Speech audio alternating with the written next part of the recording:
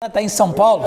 Oi? Você não podia dar uma lado assim na aula que nós perdemos? Posso. Tá gravado isso. Eu boto no grupo, tá? Tá tudo gravado. Muito bem.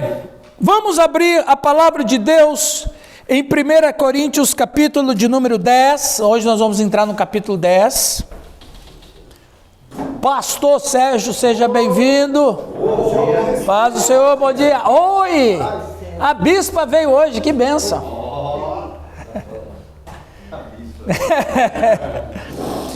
1 Coríntios 10, nós vamos tratar hoje de uns assuntos muito interessantes, tenho certeza vai estar mexendo com a gente também. 1 Coríntios capítulo de número 10, vamos fazer essa leitura, em nome de Jesus, ok? Muito bem. Diz assim a palavra de Deus: ora, irmãos, não quero que ignoreis que nossos pais estiveram todos sob a nuvem, e todos passaram pelo mar, tendo sido todos batizados assim na nuvem como no mar, com respeito a Moisés. Todos eles comeram de um só maná, manjar espiritual, e beberam da mesma fonte espiritual, porque beberam de uma pedra espiritual que os seguia. E a pedra era Cristo. Entretanto, Deus não se agradou da maioria deles, razão porque ficaram prostrados no deserto. Ora, essas coisas se tornaram exemplos para nós, a fim de que não cobicemos as coisas más como eles cobiçaram. Não vos façais, pois, idólatras como alguns deles. Porquanto está escrito: o povo assentou-se para comer e beber, e levantou-se para divertir-se. E não pratiquemos imoralidade, como alguns deles o fizeram, e caíram num só dia 23.000. Não ponhamos o Senhor à prova, como alguns deles já fizeram, e pereceram pelas mordeduras das serpentes. Nem murmureis, como alguns deles murmuraram, e foram destruídos pelo exterminador.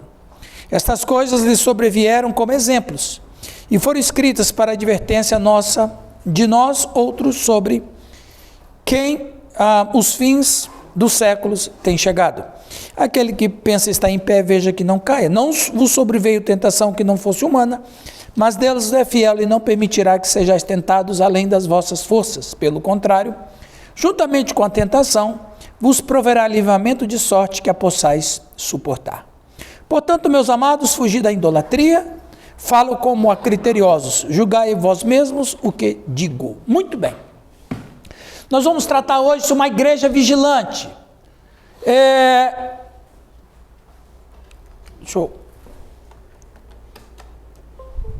Uma igreja vigilante. Esse texto ele é continuação do que foi tratado no capítulo passado. No capítulo 8, o apóstolo Paulo tratou do assunto de coisas duvidosas ou práticas questionáveis. No caso dos coríntios, era a carne oferecida aos ídolos. A conclusão de Paulo foi que um cristão tinha a liberdade de comer a carne, mas se tornaria um pecado se comer dessa carne, levasse um irmão que era fraco de consciência a pecar. Nós tratamos isso. Então nós vimos ali naquela aula que o ídolo em si não é nada. O ídolo não é nada mesmo. Ele não tem nenhuma representatividade, ele não é nada, porque não tem outro Deus. Só tem um Deus. O ídolo não é nada. Paulo diz, o ídolo não é nada, não tem problema. Nós vimos também, aí já atendendo o pedido do pastor Calixto, aí nós vimos também que a carne que era sacrificada no templo pagão, eles não jogavam fora. Uma porção ficava com o sacerdote, uma outra porção era oferecida aos deuses, e uma boa parte o sacerdote podia vender. Então eles tinham um mercado, um açougue, vamos dizer assim. Se eu estivesse de uma língua espanhola, eu falaria uma carniceria, né? Então eles tinham um açougue do templo, que a carne era vendida muito mais barata que no mercado tradicional. Eu até fiz aqui uma brincadeira, uma comparação, que se a picanha custa R$100 o quilo, a picanha do templo ia custar R$35. Então você sabe, o povo é povo em qualquer época, em qualquer circunstância, ele vai sempre comprar onde é mais barato. Então, geralmente, os açougues do templo eram muito populosos porque as pessoas iam lá comprar carne, que era uma carne de segunda categoria no sentido, não vinha direto do produtor para o açougue, mas ela passava aquele processo de sacrifício e etc, etc. Muita gente da igreja, claro, ia fazer a compra do final de semana em qual açougue? Do templo, a carne era bem mais barata. Isso estava causando um problema na igreja, porque havia alguns da igreja, que o apóstolo Paulo chamou de fracos, que eram pessoas que se escandalizavam, porque, de uma certa maneira, os fracos ainda tinham uma dependência psíquica dos ídolos. Para muitos deles, os ídolos eram alguma coisa. Para quem ia comprar carne no templo, não era nada. O ídolo não é nada. Jesus Cristo é Deus de todas as coisas. Eu não tenho problema com isso. Eu posso comer, eu posso comprar, não tem problema nenhum. Mas havia algumas pessoas da igreja que ainda tinham uma certa relação com os ídolos, não de adoração, mas não houve uma libertação total.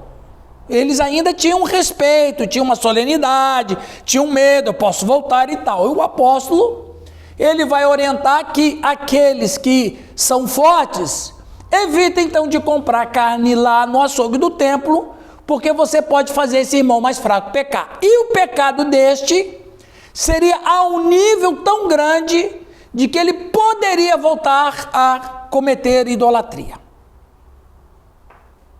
Ok?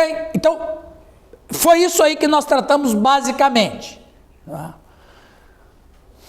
Daqui a pouco eu já volto nesse assunto. Então, no capítulo 9, o apóstolo parece responder a algumas objeções contra si mesmo. Ele afirma sua missão e autoridade apostólica e dá seu êxito entre eles como testemunha disso. Então, Paulo diz que ele é apóstolo também, porque algumas pessoas da igreja de Corinto não estavam aceitando o apostolado dele, porque ele não andou com Jesus, ele não viu os milagres, ele não esteve presente nos ensinos, e a turma contra ele não estava querendo aceitar o apostolado dele. E ele, ao contrário, ele afirma o apostolado e diz: vocês são a prova do meu apostolado, porque nenhum apóstolo começou uma igreja. Nenhum apóstolo pregou o evangelho e uma igreja nasceu ali. E vocês são a minha prova. Então, ou seja, vocês estão contradizendo vocês mesmos. Então, ele defende o seu apostolado. Paulo começa uma defesa de seu apostolado. Paulo também mostra quão importante é que os cristãos abram mão dos seus direitos. Assim como ele desistiu de seu direito de ser sustentado por sua própria pregação do evangelho, alguns cristãos coríntios deveriam às vezes desistir do seu direito de comer carne sacrificada a ídolos. Aí ele então vai abordar essa questão. Ele disse: eu não abri mão de receber dinheiro de vocês e eu tenho um direito nisso. Não amordaça a boca do boi que trabalha. Eu tenho direito, mas eu preferi não onerar vocês. Assim como eu abri mão do meu direito de receber dinheiro de vocês, vocês também podem abrir mão do direito de vocês comerem carne. Então a ideia do apóstolo era proteger o fraco na fé.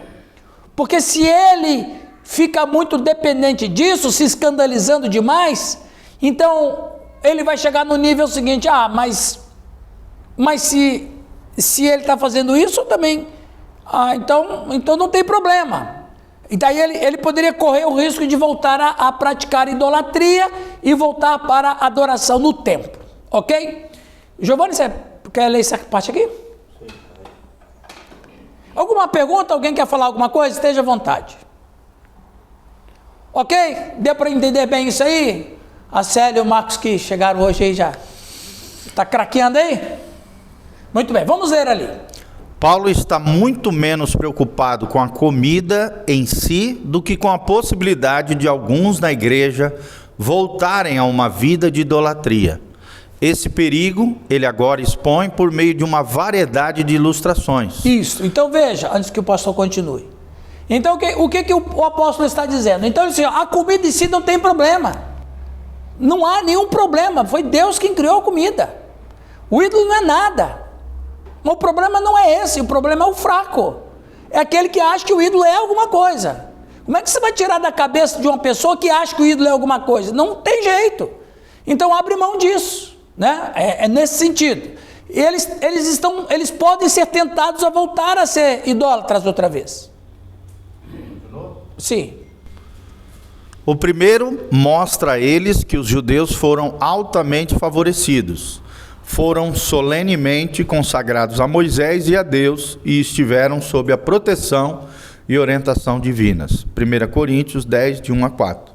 Ainda assim, isso não os impediu de desagradar a Deus quando pecaram. Então veja, o apóstolo Paulo agora, ele vai usar um exemplo do Antigo Testamento em relação ao povo judeu saindo do Egito, no sentido, por que ele usa essa figura no capítulo 10? Pelo seguinte, eles eram pessoas de Deus, eles eram pessoas que viram a maravilha de Deus, eles eram pessoas que experimentaram a glória de Deus, eles experimentaram a libertação de Deus, mas não estavam escapes de cair. É isso o que o apóstolo está querendo dizer. Todos os nossos pais estiveram debaixo da nuvem. Esta nuvem foi a coluna de fumaça que precedeu Israel para guiá-los em suas viagens. Esta foi uma bênção única que outras nações nunca tiveram. Era uma nuvem Shekinah, da presença de Deus, um tipo de Cristo. Então, a nuvem estava com eles. A nuvem estava, onde eles iam, a nuvem estava com eles. A presença de Deus estava com eles. Quando ele fala do batismo, vamos ler ali. No versículo 2, alguém leia para nós, versículo de número 2. E todos foram batizados em Moisés, na nuvem e no mar. Muito bem. Aqui, só um parênteses, só vou fazer uma brincadeira, tá bom? Só uma brincadeira. Aqui você tem o batismo por derramamento e o batismo por imersão. Aqui tem aqueles que foram batizados na nuvem, igual eu, e aqueles que foram batizados no mar, igual muitos aqui. Então, não tem problema, pessoal. Se for batizado no Jordão. Pois é, não, esse aí é o melhor de todos. Esse aí, meu filho, só os ungidos em Jesus Cristo. Aí você imagina, velho? Conseguiu pegar uma aguinha de Jesus aí. Ele trouxe para mim. Então veja, o batismo aqui não foi o batismo nas águas, nem o batismo do Espírito no corpo de Cristo, o batismo do Espírito. O batismo aqui, nesse texto, foi a identificação com a liderança de Moisés. Naquele momento, um tipo de Cristo que viria na nuvem e o poder de Deus que dividiu o mar vermelho. Os israelitas tornaram-se mais do que uma multidão errante, eles se tornaram uma nação e uma comunidade. Então veja bem, quando o apóstolo está dizendo que todos foram batizados, ele não está falando de um batismo sacramental. Não, até mesmo porque naquela época, naquelas circunstâncias, batismo não era nem sonho. Mas o apóstolo usa a palavra baptizo no sentido de que eles estavam identificados, eles estavam debaixo da liderança de Moisés. E quem foi Moisés? Moisés foi o homem que só Jesus Cristo operou mais milagres do que Moisés. Vocês sabiam disso? Só Jesus Cristo operou mais, ninguém operou mais milagres do que Moisés. O Moisés, ele era um tipo de Cristo. Ele mesmo disse, não é? Moisés foi profeta, Moisés foi estadista, Moisés foi legislador, Moisés foi guerreiro, Moisés foi líder, Moisés foi tudo o que poderia ter de dotes humanos. Num ser humano ele teve tudo nele. Se você pegar a ideia de Moisés, ele pega um bando de escravos numa ponta e deixa na outra ponta uma nação, com leis, com estatuto, com liturgia, uma nação organizada. Ele pega uma nação ágrafa, sem literatura nenhuma, e deixa na outra uma nação com literatura, com língua, com idioma. Olha que homem maravilhoso foi Moisés. Ninguém foi mais maravilhoso que Moisés. Não existe nenhuma figura, nenhum vulto bíblico maior do que Moisés. Eu vou tirar a exceção de Jesus. Nem Josué, nem os profetas, nem Davi, ninguém foi maior que Moisés. Não, aí eu não queria citar esse nome, né? Porque aí a briga é feia. Nem Paulo. Né? Então, não, estou falando lá nos Antigo Testamento. Então, ninguém lá, nenhum vulto lá foi maior. Moisés foi maior do que eles. Moisés foi grandioso. Então, o apóstolo está dizendo o seguinte: você tem Moisés, esse colosso de ser humano. Um colosso. É que o treinamento dele foi bom. Foi maravilhoso. O treinamento dele, foi bom o Nilton falar isso, de acordo com Atos 7:22, Moisés, ele foi formado em toda a ciência do Egito. Moisés conhecia todas as línguas, Moisés conhecia todos os mapas, Moisés conhecia os movimentos solares e lunares, Moisés conhecia a astronomia, a matemática, a arte militar da guerra. Moisés conhecia todos os cultos, todos os deuses, todas as liturgias. Moisés sabia a arte do embalsamento. Ele sabia tudo, Moisés sabia tudo, porque em Moisés foi projetado ser faraó. Futuros faraós. Ele entrou numa escola egípcia de artes mágicas, com 15 anos saiu com 40. Ele estava sendo projetado para ser um faraó. Ele foi formado para ser um deus. Literalmente. Para os egípcios era um deus. Então, quando Moisés... Então, como o Nilton falou, Deus vai preparando Moisés em todas as artes. Quando Moisés sai, ele é esse colosso de homem. Claro que isso foi um atrapalho na vida dele depois, né? Porque foi duro, ele mesmo no Egito, mesmo no deserto, ele ainda pensava que era príncipe do Egito ainda, né? Essa ideia foi muito forte nele. Ele teve 40 para treinar e 40 para destreinar um pouco. Exatamente, ele teve. Ok, mas a gente não vai falar de Moisés aqui, mas é só para a gente ter noção do que Paulo está dizendo. Então Paulo está dizendo assim, o Moisés foi um grande homem de Deus, todo mundo estava debaixo da liderança dele. Por isso que fala que foi batizado nele, ou seja, o batismo dando uma ideia de submissão, entendeu? Porque todo batismo é uma submissão. Você vai se batizar, você está submetendo a Deus. Exatamente, você está fazendo um acordo, um pacto, uma aliança, um compromisso, e o batismo é isso. Então, é isso que ele está dizendo. Ele está dizendo o seguinte: todo mundo foi batizado de Moisés, todo mundo tinha a dependência de Moisés, dependência espiritual, dependência litúrgica, dependência de comando, dependência de tudo. Todos eles estavam debaixo dessa liderança de Moisés. E eles viram a nuvem, eles tiveram debaixo da nuvem, eles foram sustentados pela coluna de fogo, tudo isso, toda essa maravilha, mas não impediu deles caírem. Essa é a ideia. Está fazendo sentido aqui o capítulo 10? Né? Então, continuando, alguém pode ler para nós? Embora todo Israel tenha sido batizado em Moisés e assim identificado como ele, todos em Israel não foi de forma alguma todos salvos, mas mesmo que muitas vezes se irritassem com a liderança de Moisés, eles se identificaram com ele como seu líder a quem escolheram seguir, e ao fazê-lo experimentaram a presença, a proteção e o poder de Deus, todos sob a nuvem, e todos passaram pelo mar. Exatamente, todos sob a nuvem, todos passaram pelo mar. Mas, ainda assim, Paulo mostra que apesar de seus privilégios, eles se entregaram a desejos desordenados, que eles se tornaram idólatras, que eles foram culpados de licenciosidade, que eles haviam tentado o seu líder, que eles reclamaram, e que como consequência disso, muitos deles foram destruídos. Em vista de tudo isso, Paulo adverte aos coríntios a não serem autoconfiantes. Preste atenção aqui, hein?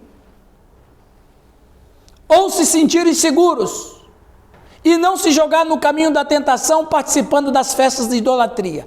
Veja bem, gente, isso é muito importante. Nem todos. Por quê? Por isso que o final do texto que eu li, aquele que pensa estar em pé, cuidado que não cai. Por quê? Porque havia muitos cristãos na igreja em Corinto que tinham uma certa segurança espiritual. Os caras se converteram, muitos ali se converteram mesmo. Porque o próprio Paulo vai dizer isso, muitos de vós deixaram. Então, para deixar naquela época, você não pode duvidar da conversão deles. Eles eram desordenados, mas ninguém pode duvidar que eles não eram convertidos. Porque Paulo jamais falou que eles não eram convertidos, jamais. E Paulo chamou eles de crianças em Cristo, Paulo disse que eles eram imaturos, mas Paulo nunca falou que eles nunca foram convertidos. Aliás, Paulo não ia depor contra o trabalho dele, né? Ele não ia depor contra o trabalho dele. Então, eles eram cristãos. Mas que tipo de cristãos? Esse é o problema. Então veja, você tem ali na igreja um grupo de pessoas que são autoconfiantes.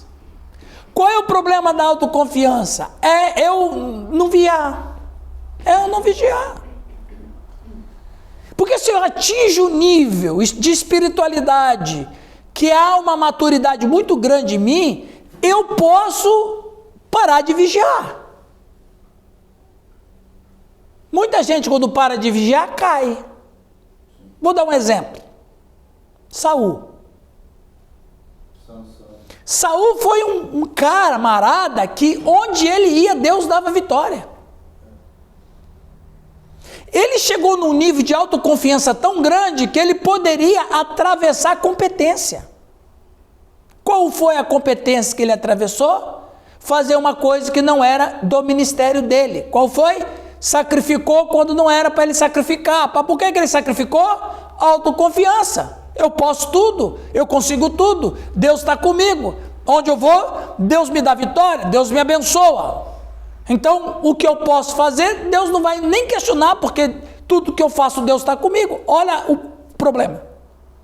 Aí quando ele vai sacrificar, porque ele acha que ele pode, bum, o reino dele foi dividido ali, foi perdido ali. Atravessou competência, autoconfiança. A grande questão e a grande verdade é que quanto mais humilde a gente for, maior a gente cresce.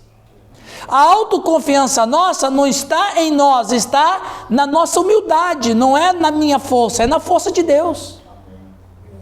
Não é isso que Paulo disse? Quando sou fraco, então eu sou forte. Quando é que ele é fraco? Quando ele reconhece que ele está diante de inimigos poderosos, diante de tentações fortíssimas, e é por isso que eu vou me manter. Eu tenho um pai da igreja chamado Antônio. O Tonhão. O Antônio era um sujeito, um pai da igreja, possivelmente da Capadócia. Aliás, a Capadócia, a atual Turquia, que está na Turquia, só produziu místicos espirituais tremendos de Deus. O Antônio teve uma visão no século II. Antônio é um pai da igreja do século II. O Antônio viu uma visão, e na visão ele viu um mundo, e ele viu muitas ciladas, que o diabo tinha colocado. E cilada, você sabe, não é uma armadilha que o inimigo vê. Cilada já está dizendo. A Bíblia não fala que para a gente ficar firme contra as ciladas do diabo. O que é uma cilada? É uma armadilha e você não vê, você não percebe.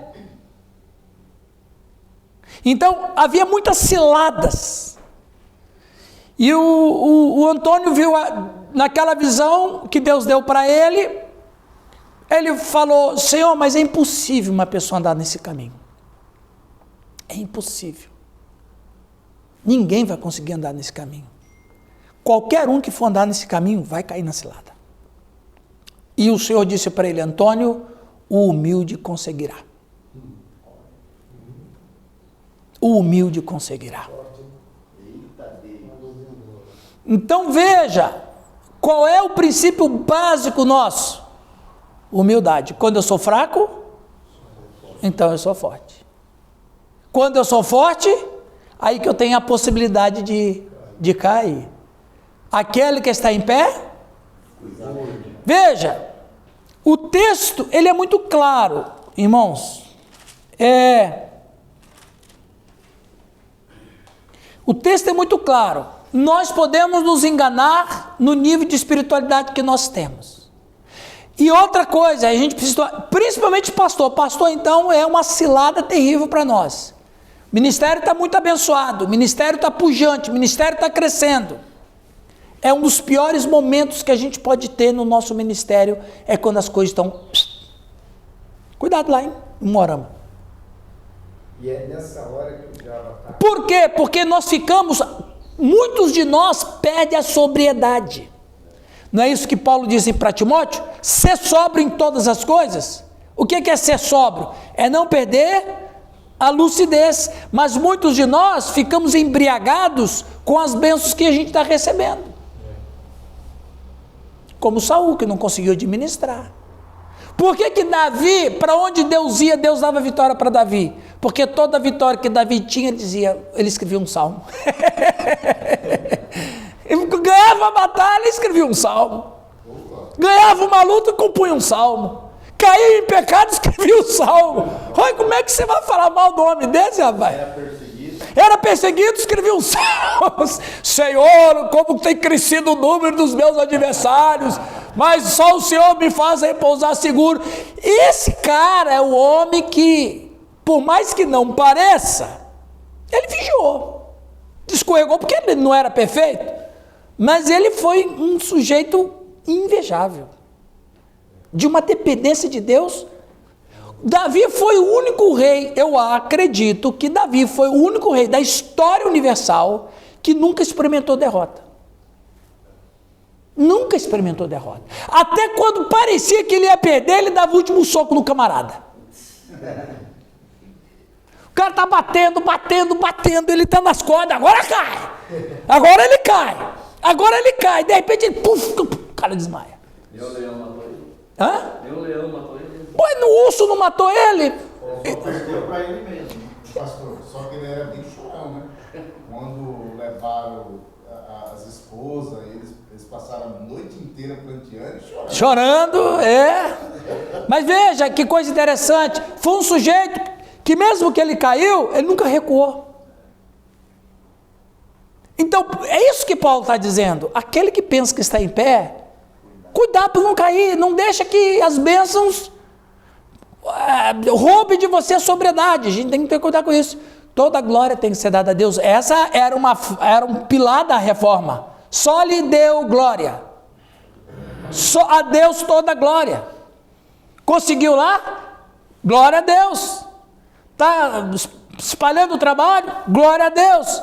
A Batista Independente está se reagrupando e crescendo? Glória a Deus. Multidão.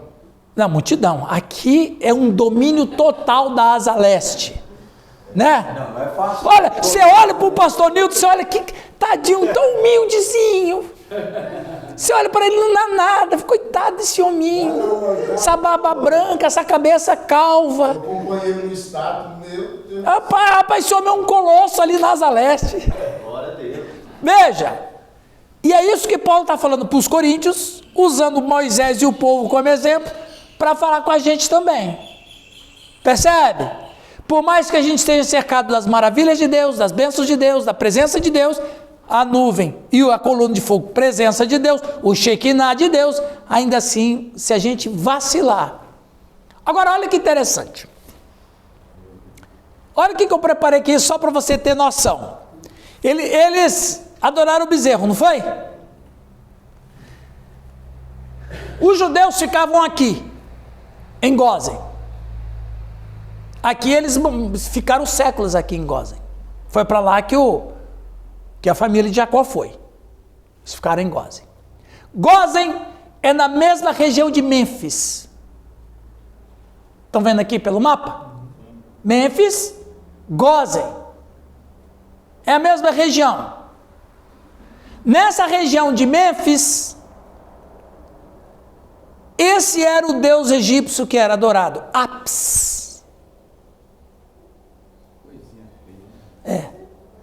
O Apis era o deus adorado na região de Mênfis, que era na mesma região de Gósen. Quando eles estão lá no deserto, que idolatria eles praticaram? O Apis. Por quê? Porque era a divindade cultuada na região de Goze e de Mêfis. Percebe que coisa interessante? O Arão sabia que não estava fazendo. Não, e outra, Arão sabia. Por que o Arão sabia? Porque ele cresceu naquela cultura de Mêfis, de Gozen, ele sabia. A adoração naquela região era a de Apis, o touro, símbolo da fertilidade. Agora, eu pergunto para vocês, qual era a liturgia dos deuses da fertilidade? Qual era o ponto máximo desse culto? Sexo. Porque é fertilidade, uai. Quando Moisés desce do monte e ele vê 23 mil pessoas cometendo orgia sexual. Gente, que cena! E o pior, Marcos, o Moisés sabe como é que era a adoração a Apis, porque ele conhecia todas as liturgias. Quando ele viu o bezerro, o que ele pensou na hora? Na hora, Apis está aqui. Eu conheço a adoração a Apis. Eu sei no que vai terminar isso aí. Percebe? Então, quando fala lá que ele estava adorando o bezerro, era Apis. Eles eram todos da região que adorava Apis. Né? Deixa eu colocar o nome dele aqui para...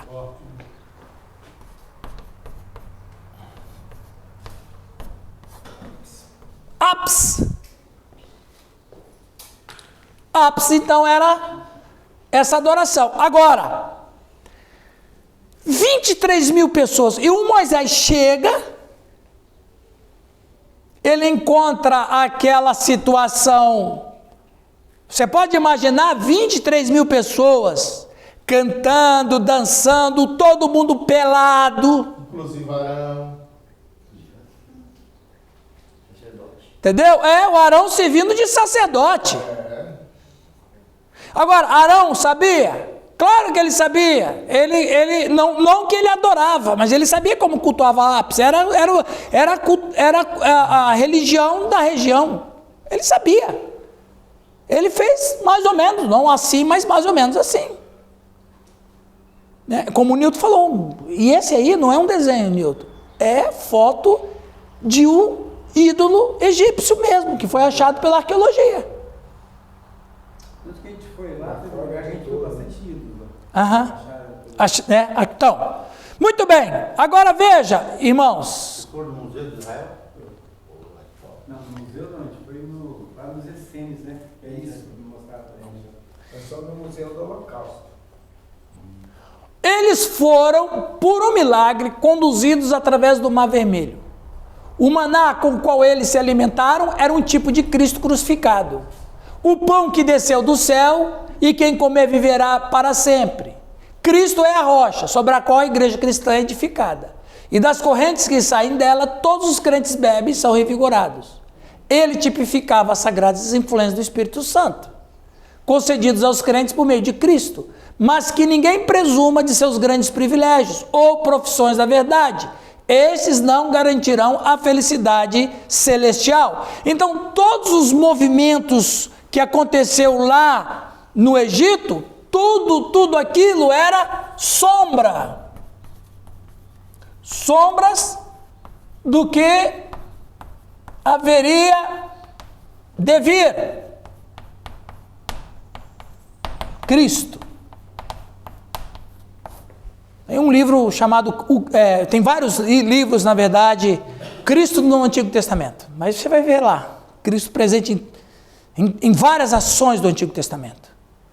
Cristo na pedra, Cristo na nuvem, Cristo no fogo, Cristo em todo lugar. Você vê a pessoa de Jesus Cristo em todo o Antigo Testamento. Então, todo o Antigo Testamento, todo ele, você vai observar que todo o Antigo Testamento sempre apontava para Cristo. Os animais que eram sacrificados, as figuras, os vultos, Melquisedeque, Isaac, tudo era figuras do que viriam, que era Cristo. Josué, inclusive o nome de Jesus era Josué. Yoshua, o Joshua, enfim, quando o Antigo Testamento, ele era apontamento para o Cristo. Então tudo que acontecia no Antigo Testamento é apontada para Cristo. E o mais interessante é que os discípulos de Jesus Cristo não entenderam isso. O Paulo entendeu. O autor de Hebreus entendeu. O próprio Cristo disse para os fariseus e os sacerdotes, João 5,39, um dos primeiros versículos que eu memorizei da minha vida: examinai as Escrituras, porque julgais ter nelas a vida eterna, e são elas que testificam de mim. Os profetas falaram de mim, Davi cantou de mim, Moisés serviu a mim. Então todo o Antigo Testamento, leis e profetas, era Cristo presente. E aí, o que o Paulo faz? Ele faz ele faz um link, falando uma palavra moderna agora, né? Ele faz um link com a igreja de Corinto, no sentido de que o Cristo que nós servimos, ele é o Cristo que estava presente em todo o Antigo Testamento.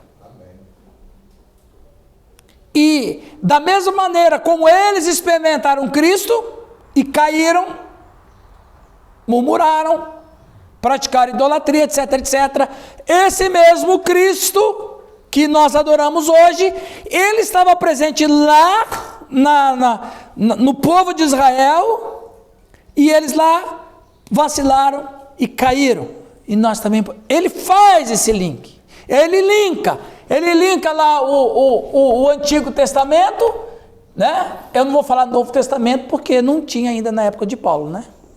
Mas ele linka o Antigo Testamento para a igreja em Corinto. E ele fala, aconteceu lá, pode acontecer aqui. Por isso, vamos voltar ao tema, o eixo central. Por isso, não coma carne sacrificada a ídolos, porque vocês podem fazer os fracos voltarem a ser idólatras. Olha onde que Paulo vai, usando os argumentos que ele tem, para convencer aqueles irmãos de abrir mão do direito que eles têm de poder comer. Esse Matthew Henry, ele é um teólogo famosíssimo. Giovanni, todo mundo já bebe de Matthew Henry. Fantástico, fantástico, século 17. Matthew Henry, ele disse aqui, o judaísmo era o cristianismo sob um véu, envolto em tipos e alusões sombrias. O evangelho foi pregado a eles em seus ritos e sacrifícios legais.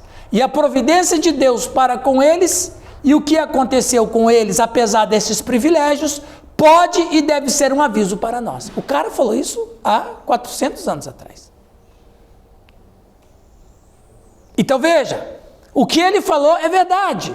Nós temos que cuidar, nós temos que vigiar, nós temos que procurar ter uma vida baseada na humildade. Tudo que eu tenho, Deus me deu. Tudo que eu possuo, Deus me deu.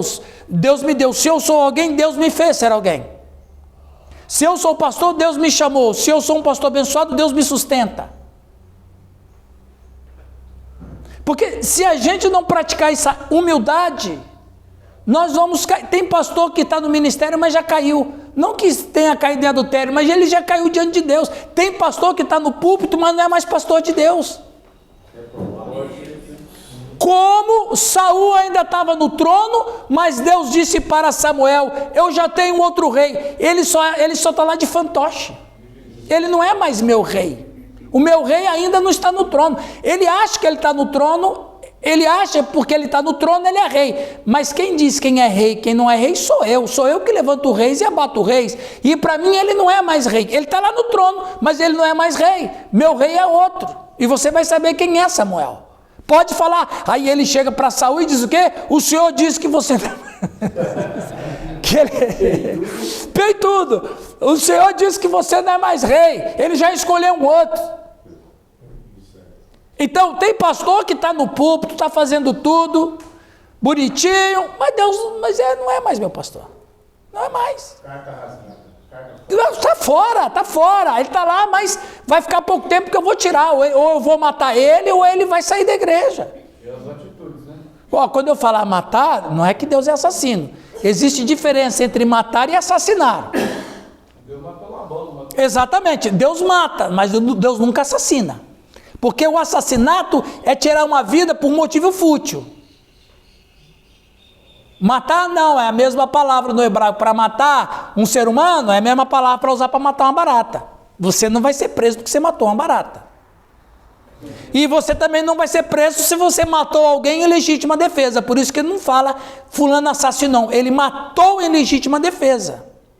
Então matar não tem nenhum crime nisso. O crime é assassinar. Inclusive Tá mal traduzido lá o 8º mandamento, não matarás. Na verdade é não assassinarás, no hebraico original, é não assassinarás. Né? Então Deus pode matar o cara. Pastor, Né? tem muito hoje manipulação humana. Meu Deus, muito. Não é Deus que levanta, é o homem que levanta. É o homem que levanta.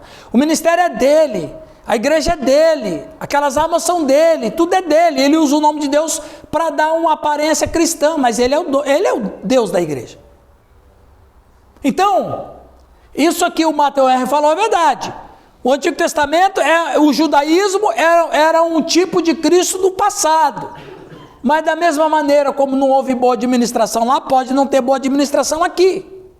Os irmãos estão entendendo? Vocês pastores, nós pastores, vocês mais ainda, porque eu não estou mais no ministério local, mas vocês que estão na ativa, cuidado que vocês não caiam. Ah, mas o pastor vai cair em adultério? Não, ninguém está falando disso.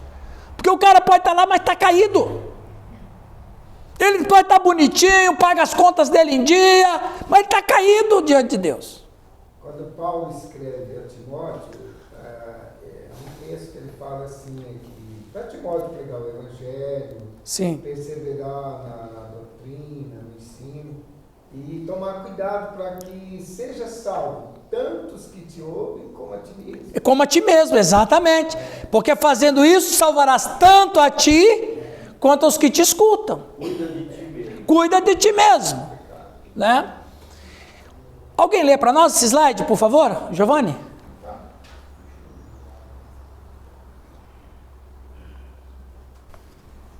Só um pouquinho.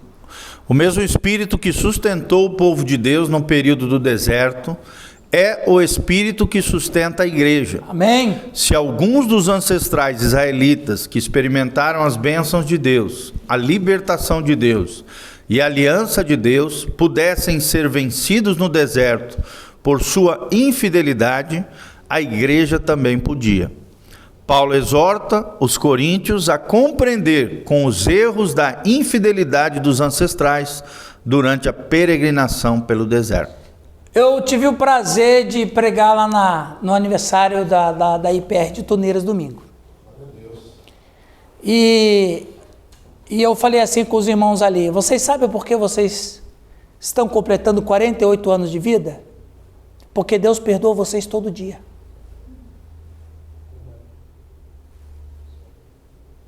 Não é? Deus perdoa vocês todo dia. Então, o povo de Israel esteve passando no deserto porque Deus estava sustentando eles. Assim como Deus sustenta a igreja. É o link que Paulo faz. Deus sustenta a igreja. E Deus sustenta a igreja porque Ele tem um propósito. Veja bem, vamos usar assim, deixa eu usar a ideia de Paulo. A igreja do Antigo Testamento, a igreja do Novo Testamento. Qual é a diferença da igreja do Antigo Testamento e a igreja do Novo Testamento? Tem uma diferença muito básica. A diferença é essa. Deixa eu fazer um sinal aqui para ficar mais bonitinho. Que a primeira dama da Asa Leste gosta, né? Ela é diferente da igreja do Novo Testamento. Qual é a diferença? A igreja do Antigo Testamento é uma igreja que precisa se levantar para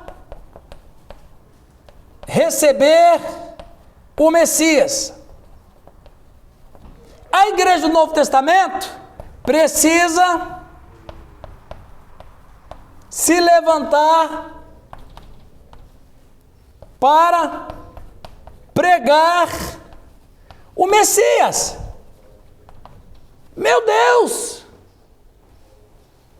Por que Deus sustentou o Antigo Testamento? Porque precisava receber o Messias. Aquele povo que está no deserto vai começar uma nação, num território próprio, numa geografia própria, para eles se estabelecerem como nação, porque o Messias tem que nascer numa nação. Não tem nenhuma nação pura, justa e digna, porque, Marcos, todas as nações são idólatras, são assassinas, são covardes, são cruéis. O Filho de Deus não pode nascer de uma família, de uma nação assim. Tem que nascer de uma família, de uma nação pura, justa, santa, ok? Não tem nenhuma nação pura, santa e justa. O que Deus faz? Deus coloca uma nação no mapa mundi. Qual o problema para ele? Aí Deus escolhe Abraão, chama Abraão e fala: de ti farei uma nação que não tem. Nenhuma nação do mundo nasceu para ter um propósito diferente de todas as outras. Então, Israel nasceu para receber o Messias, o Filho de Deus. Ou, eu gosto de perguntar, ou você já pensou que Jesus poderia ser um egípcio? Um ninivita? Um babilônico? Um assírio? Um cananeu? A gente não pensa isso porque eram nações idólatras, assassinas, cruéis. O Filho de Deus não pode nascer, então Deus faz uma nação. Deus pega esse povo que o diabo quis destruir com fome, porque a fome que teve na terra foi para destruir a família de Jacó, porque ele sabia que a família de Jacó era a família da nação prometida. Ele lança uma fome na terra, mas Deus pega o povo e leva para Gósen, para o Egito. E eles se fortalecem, crescem lá. Daí eles estão voltando para a sua terra, porque eles têm que ser uma nação. Eles agora vão ser uma nação. Deus então sustenta essa nação no deserto.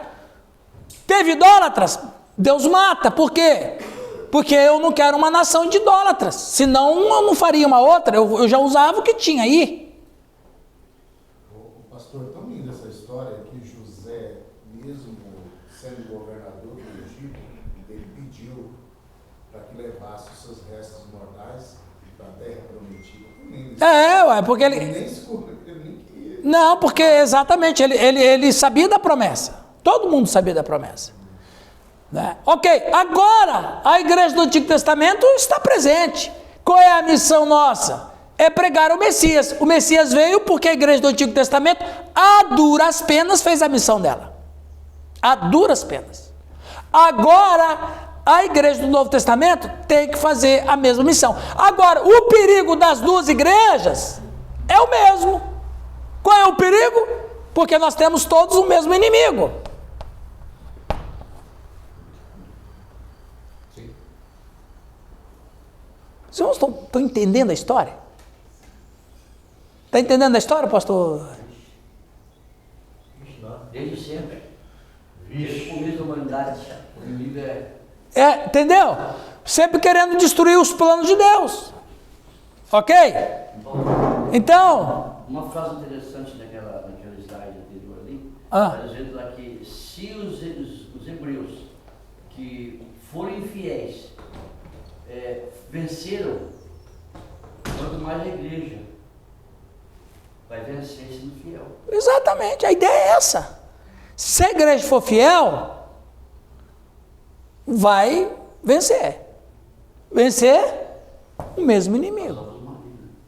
Ok? As portas do inferno. Olha lá, viu? 1 Coríntios 10,6. Ora, estas coisas nos serviam de exemplo, para que não cobicemos o mal, como eles também cobiçaram.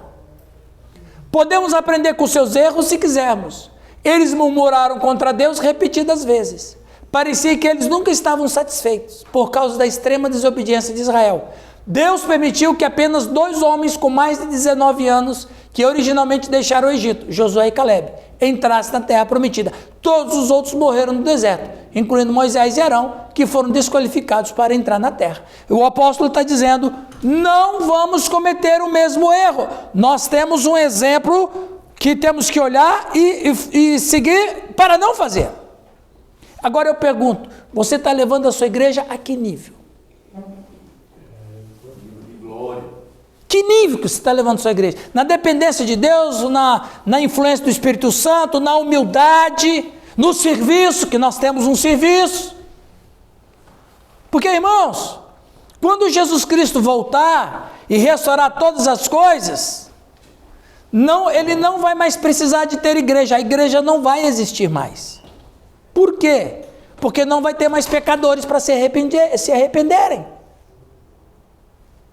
A igreja só existe para pregar o evangelho. Depois que a igreja pregar, igual Israel. Ok, o Cristo veio, agora Deus não tem mais um povo, Deus não tem 2 povos, Deus só tem um. Por quê? Porque eles cumpriram a missão deles. Agora, quem é Israel? O Israel hoje é quem é cristão. Agora Deus não tem 2 povos, Deus sempre teve um só. Só que esse povo aqui, ele está mais engrossado, ele está, como diz o apóstolo Paulo, enxertado, ele está mais robusto. Você não tem mais 2 povos, você só tem um. Deus não tem 2 povos, Deus só tem um, que é o Israel espiritual. Por quê? Porque o Messias já veio.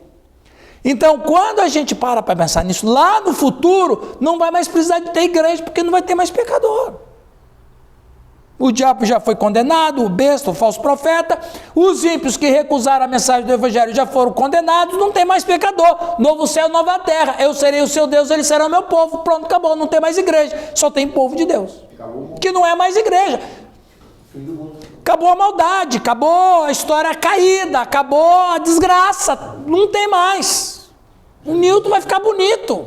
Jesus, ele disse que Israel rejeitou, né? Aí... Ok, pessoal, beleza? Então vamos adiante, que nós temos um assunto a tratar, muito importante. Eles morreram no deserto por causa de sua falta de autodisciplina e, consequentemente, indulgência com todos os desejos. 4 sinais principais os caracterizam. Olha lá, Giovanni, você que gosta de... Eu vejo lá teus videozinhos lá, né? Irmãos, eu quero aqui falar de 5 coisas importantes da liderança de Josué. Eu assisto os seus videozinhos lá. Ele é bem metódico. O Giovanni é bem metódico. Ô Giovanni, você fez um videozinho também sobre Sansão, né? Sim, sobre... Não, o Giovanni é fera. Ele é fera. 10, 12 minutos lá. Irmãos, eu tenho aqui uma palavra de Deus ao seu coração. Eu acho legal esse slogan. Você gravou? Eu acho legal o slogan do Giovanni. Deus tem uma palavra ao seu coração. Hoje nós vamos aprender os 5 passos para ser fiéis a Deus. Aí começa. Legal, é muito bom. Olha lá, Giovanni, do jeito que você gosta. Olha lá. 4 principais. A câmera dele também é muito boa. Opa! Só a figura que não é legal, mas o resto fica boa. 4 sinais principais os caracterizam. Primeiro, idolatria. Imoralidade sexual. Por que imoralidade sexual? Porque era adoração a Apis. Ok? Testar Deus, aqui é o problema. Veja, lembra lá de uma das tentações que Satanás fez para o Senhor? Tudo isso te darei se prostrado me adorares? E o Senhor Deus, e o Senhor Jesus disse, não tentarás o Senhor. O que é tentar a Deus? E olha, é isso aqui, ó. Tentar a Deus é isso aqui, ó. Duvidar do seu caráter, exatamente. Isso aqui é tentar Deus. É duvidar do caráter dele. Incredulidade, que Paulo acusa os judeus. Incredulidade não é duvidar da existência de Deus. Incredulidade é duvidar do caráter de Deus. Como assim? Deus falou, eu vou agir, vai vir uma nação e vai punir vocês se vocês não se arrependerem. Aí os caras falam bem assim, não vai nada. Deus falou, mas não vai se cumprir, isso está na escritura, o povo falava isso. O povo falava isso. Juízes falam sobre Muito, mas o Senhor, não, mas não vai fazer. Não, mas o Senhor quer que, não, mas não vai acontecer nada disso. É duvidar. É como o filho, você já viu que o filho tenta o pai? Você já reparou isso? Não faça isso, o pai vai puxar a tua orelha. Aí o menininho fica assim, ó. Não é verdade? E ele está testando o pai, se o pai vai fazer o que o pai falou que ia fazer. Isso é incredulidade, o princípio de incredulidade de uma criança. Então, o povo de Israel também testou Deus. Olha, esses são os deuses que te tiraram do Egito. Aí tem o ápice lá. Não, mas foi o Senhor. Não foi bem ele, não. Duvidar do caráter de Deus. Ele ajudou um pouquinho, mas quem tirou mesmo foi o ápice. Então isso é duvidar do caráter de Deus. Deus falou, ele vai cumprir, né? E reclamação ou murmuração. Agora eu coloquei essa observação. Todas são possibilidades para nós também. Isso aí vai deixar muitos prostrados no deserto. Muitos. Murmuração. Murmurar é reclamar de uma coisa boa que Deus está dando. Não é isso que eu queria. Eu queria de outro jeito. Eu queria de outro jeito. Não era. Eu estou enjoado de comer isso aqui. Eu estou... Murmurar. Isso é um coração ingrato. Totalmente. E um coração ingrato, em relação a Deus, um coração ingrato revela um coração que desfaz do que Deus faz por graça. Ou desfaz da graça de Deus. Desfaz da graça de Deus. Né? Então, cobiçaram coisas más. O apóstolo também não queria que seus leitores reagissem exageradamente a ficassem paranoicos ao considerar o histórico de Israel. O fracasso não era inevitável. As tentações que os coríntios enfrentaram não foram únicas. E o Senhor lhes daria graça para lidar com qualquer tentação que pudesse enfrentar. Os cristãos hoje estão confiantes na sua espiritualidade, mas desconhecem quase completamente os perigos inerentes aos seus privilégios espirituais. É possível ter uma alma salva, mas uma vida enfraquecida. O caminho de Deus é aprender e depois viver. Você está cheio disso, a pessoa, você vê que tem uma vida com Deus, mas tem uma vida enfraquecida. Entendeu? Parece um paradoxo? É um paradoxo, mas é um fato, porque nós somos seres humanos. A gente luta com as nossas deficiências. Então veja, é possível ter uma alma salva, mas uma vida enfraquecida. vai e depois. O caminho de Deus é aprender e depois viver. Ou seja, o conceito sem prática é esterilidade. A prática sem conceito é loucura. Deixa eu me reorganizar aqui.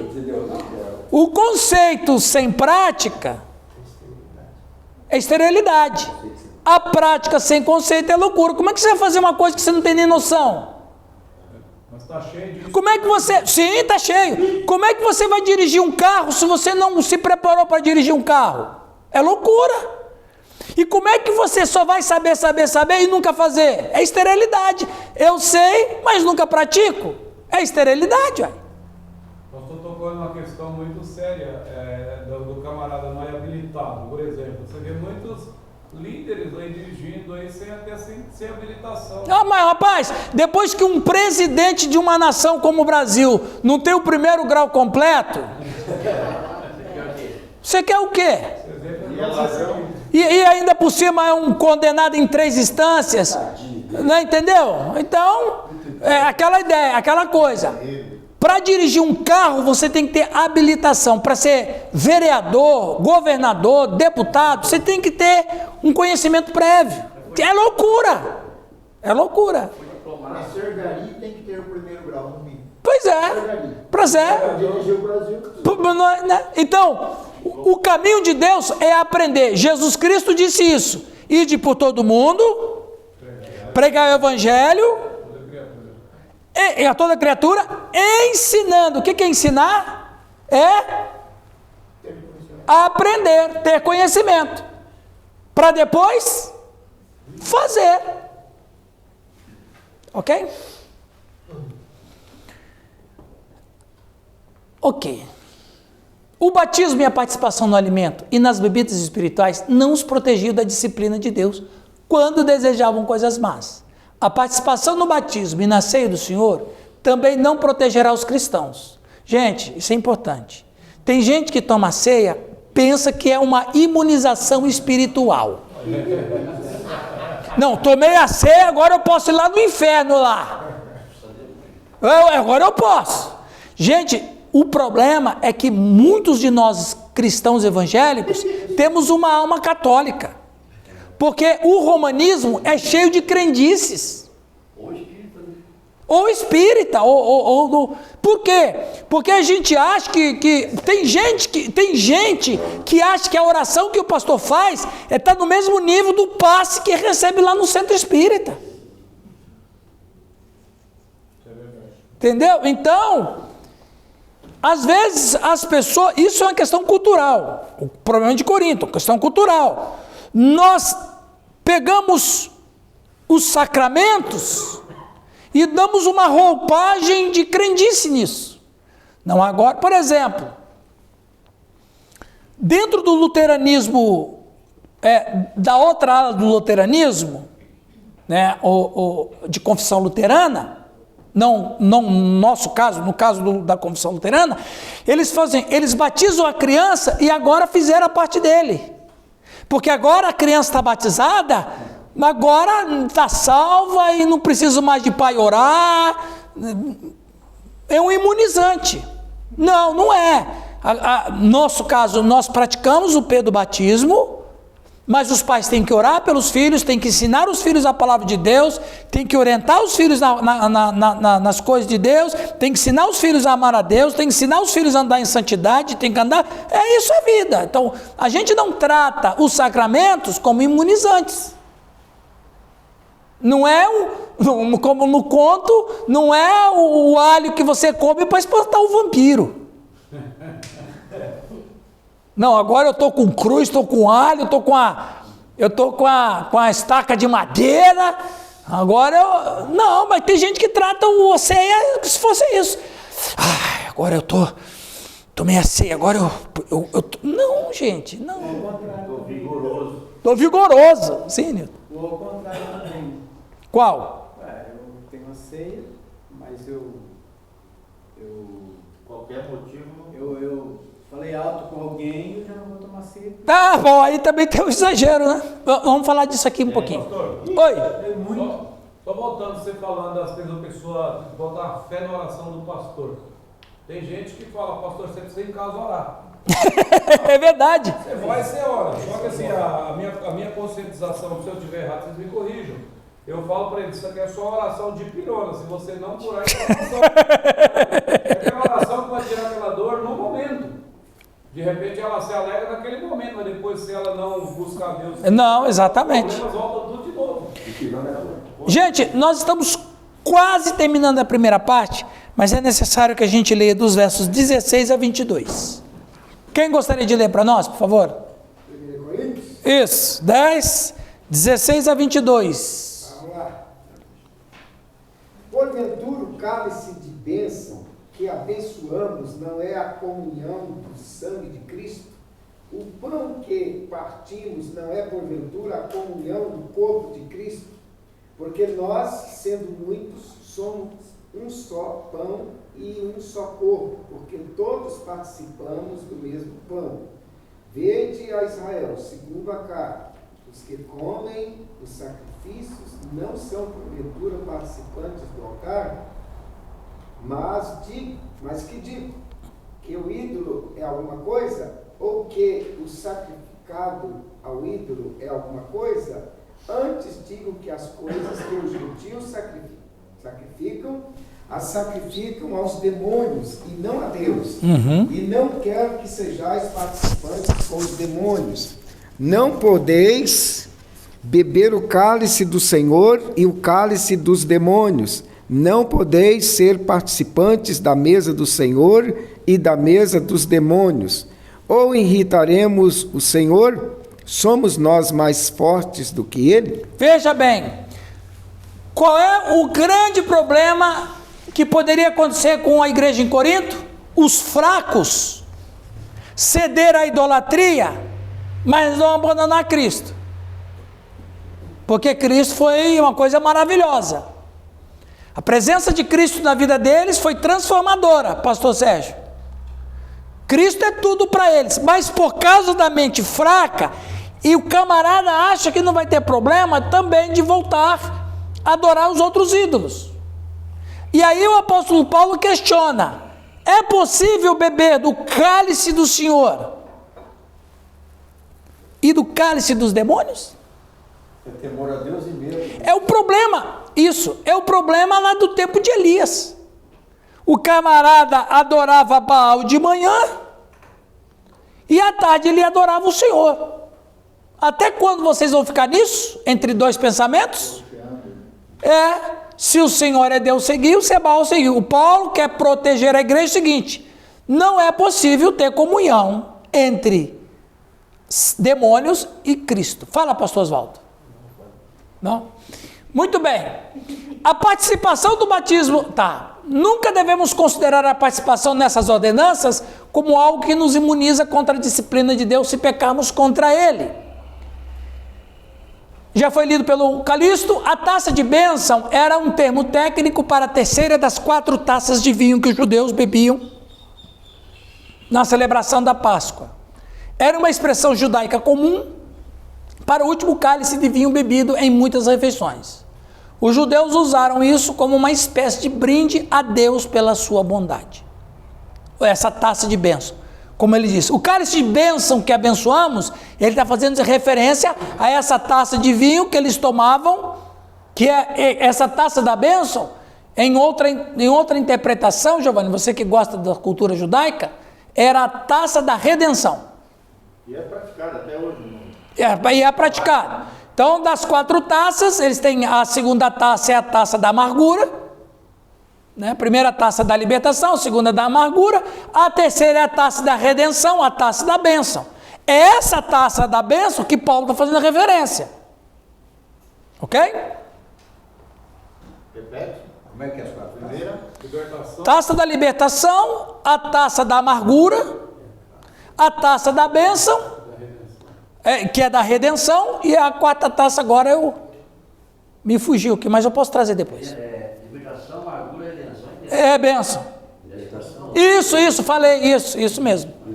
Libertação, amargura, redenção. Não, a redenção e a bênção é a mesma. É a mesma. Então, falta depois um. Já tomou 4 taças? Então, aquela taça que Jesus levanta lá, esse cálice é a nova aliança, ele está fazendo referência à terceira. Porque é a taça da redenção. Vou mudar minha senha.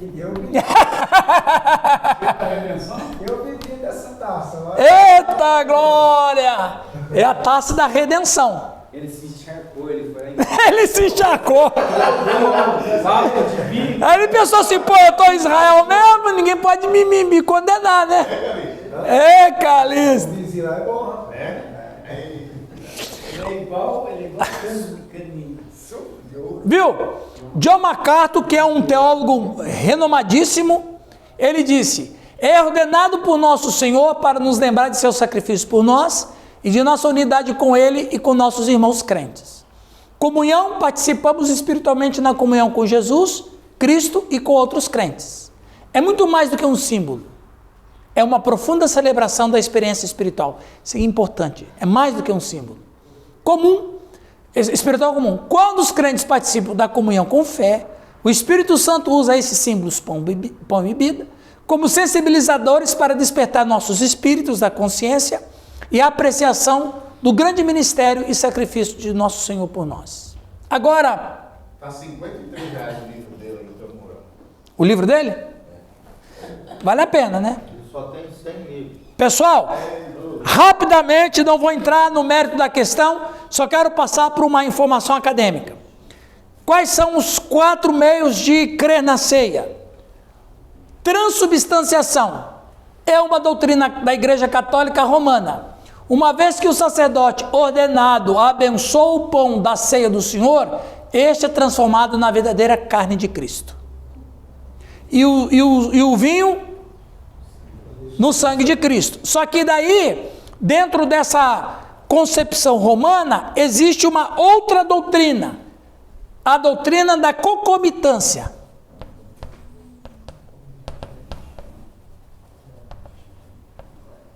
O que é a concomitância?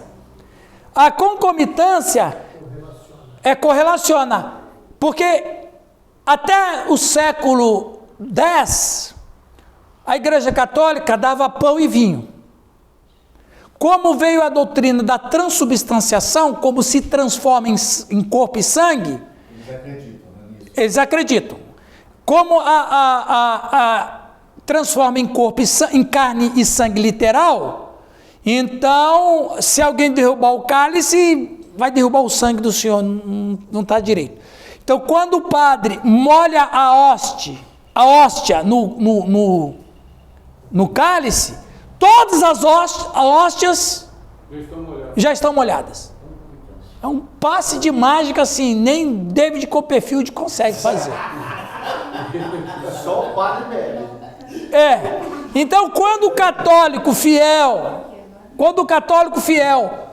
toma a hóstia, ao mesmo tempo ele está bebendo vinho. Por quê? Concomitância. Nós não cremos nisso. Não foi isso que o Senhor ensinou. E também não é canibalismo. Isso é canibalismo. Ceia do Senhor não é canibalismo. Por isso foram perseguidos no momento. Pastor Nilton vai mudar as formas da ceia lá. Viu, Nilton? Distribuiu. Vamos matar a sonda já. Viu? Distribuir o vinho, o suco para o povo é muito. Nem precisa gastar dinheiro com aquele monte de... Você só faz todo mundo. Molhei o pãozinho, todos os pãozinhos já tem vinho. Vou fazer agora até o pãozinho sem fermento. Vamos lá. Consubstanciação é a visão de que o pão e vinho da comunhão, ceia do Senhor, são espiritualmente a carne e o sangue de Jesus. Mas o pão e o vinho ainda são, na verdade, apenas pão e vinho. Então, espiritualmente, é a carne e sangue de Jesus. Representação ou memorial? É a ideia de que a ceia é apenas um memorial, ou seja, uma recordação da morte de Cristo, a posição de Zwinglio. E a mais comum é a presença espiritual. A ceia é um sacramento em que a carne e o sangue do Salvador estão espiritualmente presentes. É quase parecido com a consubstanciação, sendo exibidos nos elementos, de modo que os que participam do pão e do cálice alimentam-se em espírito do próprio Senhor. É quase parecida com a consubstanciação. Jean Calvino. Então, se você vai chegar... Na verdade, nas igrejas reformadas e nas igrejas renovadas, que são as igrejas pentecostalizadas, elas vão variar de acordo com a crença do pastor entre a representação e a presença espiritual. Lá na sua comunidade, Giovanni, qual é dessas 4? Transubstanciação? Não, Transubstanciação, sacanei com você agora. É as duas, não é? É a 2, né? Representação memorial. Não é a presença espiritual. É 3, pastor. É 3. A 2 É 3. consubstanciação. A 2 é a consubstanciação, que eu apresentei aqui. A terceira é representação. Eu não vou entrar em detalhes aqui. Eu não vou entrar em detalhes aqui, não, mas é só uma informação para vocês. Sim. Consubstanciação. Não, mas isso é muito importante, principalmente para os novos convertidos. Isso. Volta lá um pouquinho. Por exemplo, quando eu me converti, Outra. É um ato E eu achei legal. uma diferença. Eu perguntei um dia para o pastor, porque lá na igreja católica o padre só dá o pão, a hóstia, e na igreja evangélica a gente participa da hóstia, do pão e do vinho, né? Aham. Então ele explicou justamente. A hóstia, sinceridade, gente, eu já comi hóstia evangélica, é a melhor coisa. Hóstia evangélica? A hóstia. Porque a hóstia, ela simplesmente é uma massa de pão sem fermento. Porque lá deve ser gostoso. Ele dissolve da boca, é uma maravilha. O que a gente usa é essa. Essa, né? É uma maravilha. Agora, você pode comer pão? Claro que pode, não tem problema nenhum. É, sem fermento. De preferência pão sem fermento. Não tem problema nenhum. Você, por exemplo, eu quando celebro ceia, eu gosto de comer o pão sírio. Porque o pão sírio é o pão asmo, é o pão sem fermento. Eu, pelo menos, quando era pastor local, eu comprava o pão sírio, né? Grande. E na nossa tradição, as pessoas vêm à frente tomar a ceia, eu segurava o pão e cada um pegava um pedaço.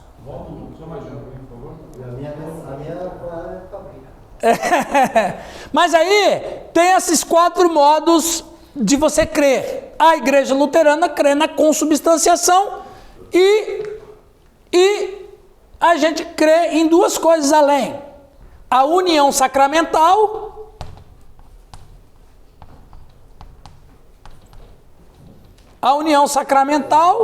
e o comer sacramental. Qual é a diferença? A união sacramental é quando o corpo e o sangue de Cristo, eles estão sendo visitados espiritualmente pelo próprio Cristo. E o comer sacramental é que nós luteranos cremos que quando a gente come o pão e bebe o cálice, é só nesse momento que está a presença do Senhor. Fora disso não tem nada, é só pão. Por isso que quando sobra, pode guardar, pode dar para as crianças, porque não tem poder nenhum mais, na nossa crença.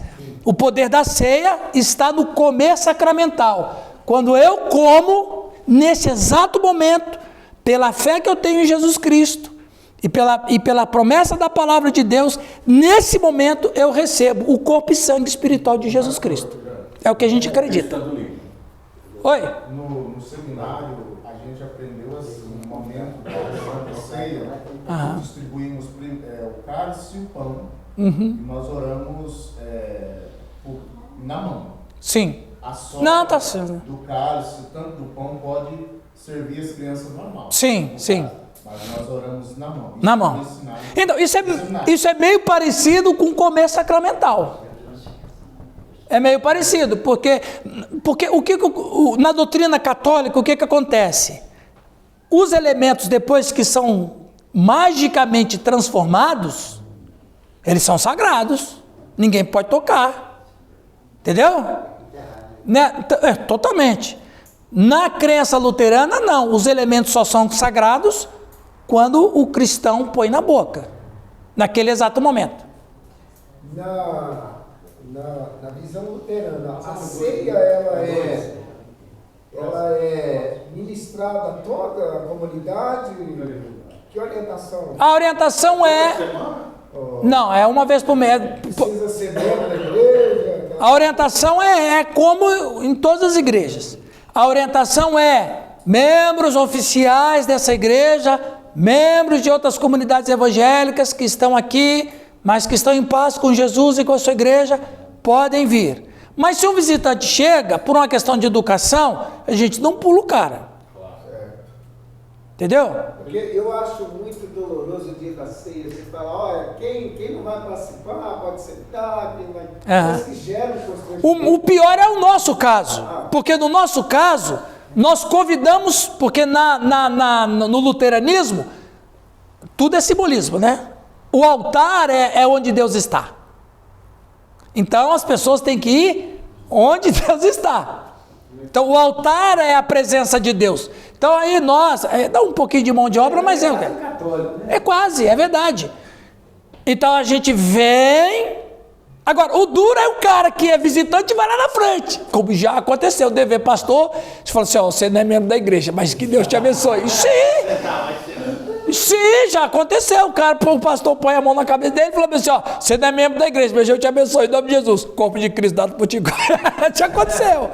É um vexame, porque o cara está ali na frente de todo mundo. Né? Mas o cara vai lá e ele não é batizado. Mas o cara, mas Oswaldo, aí, você fala que vai ter bênção e maldição. Aí, corpo e sangue de Jesus Cristo, no ato da consagração, passa a estar presente o corpo e o sangue de Jesus Cristo. Né? Corpo e sangue na palavra. Pastor, passa só mais um para mim, para tirar mais uma foto do próximo. Pronto. Tá. É claro, eu aqui não vou dizer qual que está certo, eu não vou dizer. Claro que a nossa é a única certa, mas eu não vou aqui definir. Mãozinha no coração. Mãozinha no coração. Assim, a única coisa que a gente não pode impedir é a pessoa tomar ceia. Exatamente. Ela tem que... Exatamente. E outra coisa. Cabe a nós, pastores. Exatamente. Cabe de tudo fazer a leitura, né? E outra coisa, pessoal. Se o homem se a si mesmo. Exatamente. Lembra sempre, a ceia não é da igreja, a ceia é do Senhor. Ponto.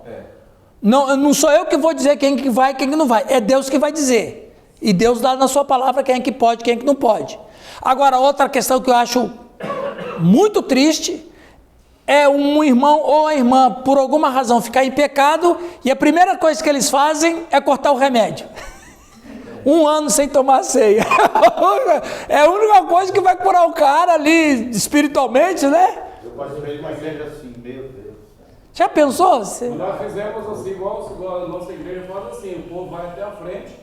A única diferença é que tem um diácono lá, diaconisa, que vai servir. Se ele pega, mas o pão é entregue na mão. É entregue na mão. E aí depois a gente fazemos como o pastor Marcos falou, todos oram com o elemento com eles na mão.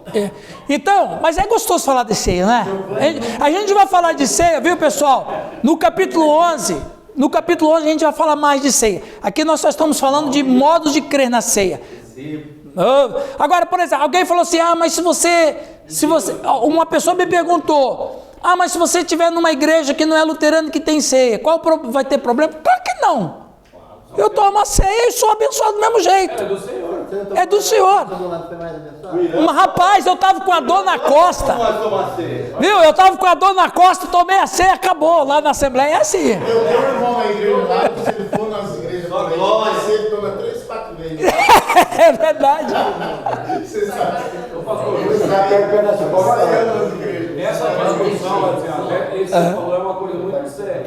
Ué. Você instrui as pessoas no caso, você pode tomar ceia, você assim tem um compromisso. Isso. Só que tem hora que você olha, você vê o cara que toma uma caixa, Mas- tá na rua, tá indo a pegar. Você vai... Mas veja como é tão subjetivo. E nós não temos propriedade disso. Você tem um irmão que vai tomar ceia, que vai tomar indignamente. A gente vai falar disso no capítulo 11. Não sei se hoje, mas vamos falar. Mas você tem um visitante que está completamente quebrantado. Como é que você vai medir isso? É subjetivo. Se o Espírito Santo queimou no coração do cara, o cara está em prantos, arrepios, até bêbado talvez.